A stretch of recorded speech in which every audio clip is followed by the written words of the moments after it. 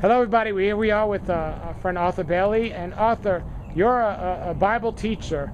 Tell us, from your standpoint, do you see people being obedient to the scriptures when it comes to health issues? Well, I don't think people understand what the scriptures have to say about health. I mean, when we understand the fact that our body is a temple and that what we put in our body is based on what we put in our body, as Yeshua said, is not what goes in the body that makes a man unclean, it's what comes out. But we also know that when he talks about what we put in our body, it's the things that the Father has blessed. And as we put the things in our body that the Father has blessed us, or that he has given to us to place in our bodies, then I think that we're going to see the right response physically to the things that we put in our bodies as far as food is concerned. And why do you think so many Christians today don't know these things? Because it's in the scriptures. Well, I think that from a lot of denominational perspective, what preachers have taught is that if you pray over your food, what folks don't realize is that the New Testament doesn't define what food is. And with the rejection of the Torah, looking at Leviticus, the Father explains to us what is food, and the things that are unclean, he doesn't consider them food. Those things are abominable. I don't believe there's any such thing as unclean food, because all food is clean. This is what the scripture tells us. But the question is, what is food? And so when people eat things that they classify as food, that doesn't make it food. That's an abomination.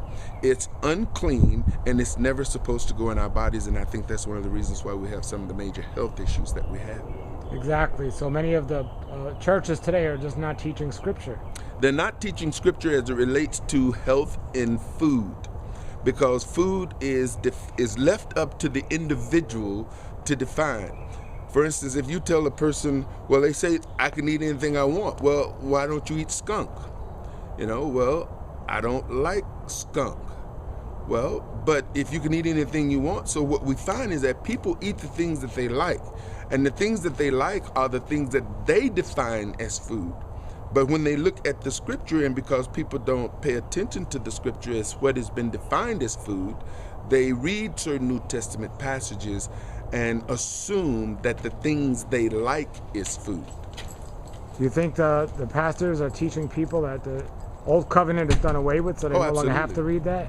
People are being taught that the old covenant is done away with, that they pick and choose the things from the old covenant, from the Old Testament, and then they become the one who decides what is acceptable and what is not acceptable, and thus you build a kingdom unto yourself, a denomination. And that's one of the things Yeshua preached against. Absolutely. He talked about beware of the leaven, and that is the teachings. It has nothing to do with bread, as his disciples supposed, but what he was saying is beware of the teachings of the scribes, beware of the teachings of the Sadducees and the Pharisees. So there you see religion. But he also went a step further and said, beware of the teaching of the government. Because, see, the government is also defining what is food for us. And so when we begin to look at all of these aspects of the Pharisees, the Sadducees, denomination, that's religion, the government, then now we've got people outside of the Almighty who created everything defining for us what food is. Wonderful. You have a great teaching. Every Shabbat you teach live on stream.